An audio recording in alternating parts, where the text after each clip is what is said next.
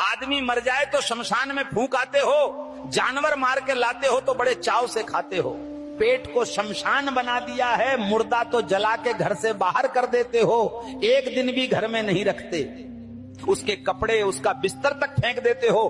कल तक गले लगाने वाला शरीर मरते ही तुम्हें अशुद्ध और अपवित्र लगने लगता है।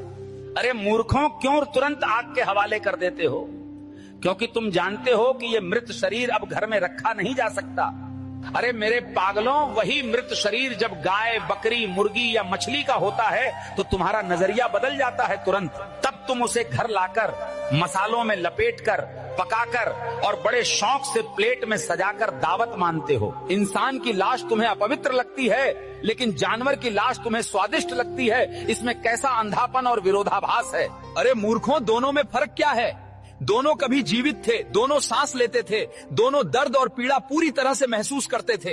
भक्तों, मुर्दा चाहे इंसान का हो या जानवर का, वो केवल शरीर है जिसमें आत्मा विदा होकर जा चुकी होती है।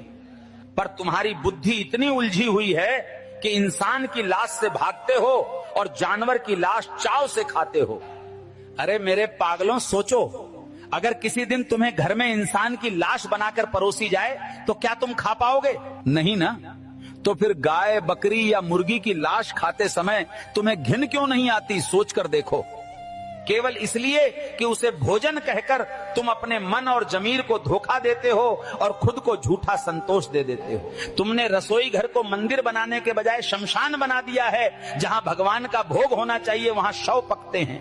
अरे मूर्खों, तुम्हारा पेट रोज लाशों का ढेर निगलता है और तुम उसे गर्व से भोजन कहकर खुद को बहलाते रहते हो। कसाई खाने जाकर देखो कैसे जिंदा प्राणी का गला काटा जाता है, उसकी चीख और तड़प हवा में गूंजती रहती है। अरे मेरे पागलों, तुम वो दृश्य नहीं देख पाते क्योंकि देखने से तुम्हारा जमीर जाग जाएगा और मांस का स्वाद कड़वा लगेगा। इसलिए तुम केवल पकाया हुआ मांस चाहते हो ताकि तुम्हारी आंखें सच न देखें और तुम्हारा मन अपराध से बचे। जिस मृत शरीर को तुम घर में एक दिन नहीं रखते, वैसा ही शरीर रोज घर लाकर तुम चाव से पकाते हो। सोचो, स्वाद की लालच में तुमने अपने जीवन को कब्रिस्तान और अपने पेट को शमशान बना दिया है पूरी तरह।